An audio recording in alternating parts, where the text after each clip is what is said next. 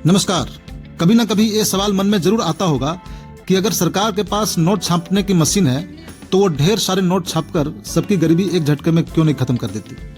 ये सोचने में कितना शानदार लगता है कि सरकार नोट छापती और हम करोड़पति बन जाते। पर क्या ये इतना आसान है? असलियत बिल्कुल अलग है। तो चलिए आज इसी पहेली को सुलझाते हैं आसान लफ्जों में। तो हमें यहाँ सबसे जरूरी फर्क समझना होगा पैसे और असली संपत्ति में, क्योंकि ये दोनों बिल्कुल भी एक नहीं है। इसे हम ऐसे समझते हैं कि नोट एक माध्यम है, एक टूल है जिससे हम चीजें खरीदते बेचते हैं, और दूसरी तरफ है असली संपत्ति, यानी कि वो सारी चीजें और सर्विसेज जो हमारी काम आती है, जैसे कि खाना, घर, कपड़े, पढ़ाई, इलाज। तो पैसा यानी कि कागज का नोट दौलत नहीं है, वो एक जरिया है असली दौलत तक पहुंचने का। तो यहाँ गौर करने वाली बात यह है कि अगर देश में फैक्ट्रियां नहीं बढ़ी, खेतों में अनाज ज़्यादा नहीं उगा या अच्छी सर्विसेज नहीं बढ़ी, तो सिर्फ नोटों की गिनती बढ़ाने से कुछ भी हासिल नहीं होगा। देश या इंसान अमीर नहीं बनेगा, क्योंकि सिर्फ कागज के टुकड़े बढ़ जाएंगे जिसका कोई वैल्यू नहीं बचेगा। तो क्या होता है अगर सरकार ज़्यादा नोट छाप दे? तो यहीं पर बात आती है महंगाई की, इकोनॉमिक्स में जिसे हम इन्फ्लेशन कहते हैं।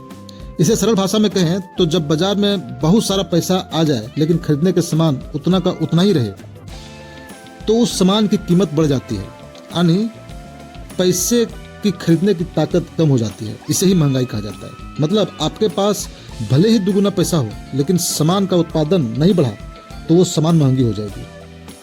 अगर यही सिचुएशन बेकाबू हो जाए तो उसे कहते हैं हाइपर इन्फ्लेशन। ये वो स्थिति है जब पैसा सिर्फ कागज का टुकड़ा बनकर रह जाता है।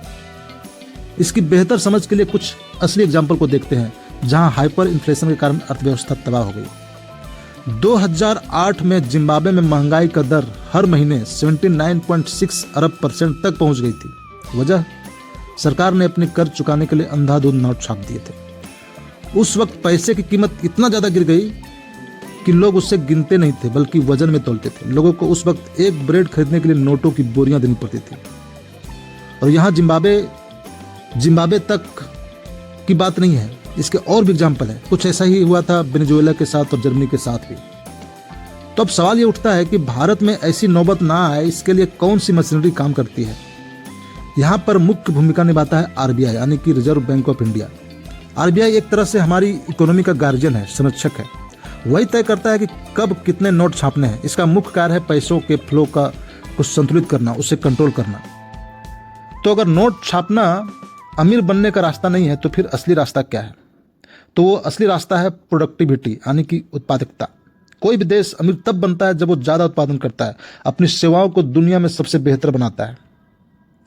तो दोस्तों, आखिर में अच्छी शिक्षा, स्वास्थ्य, स्किल, सर्विसेज, उत्पादन जैसी चीज़ें ही असली दौलत है, सिर्फ नोट छापना नहीं। तो इस वीडियो में इतना ही। मिलते हैं नेक्स्ट वीडियो में। धन्यवाद।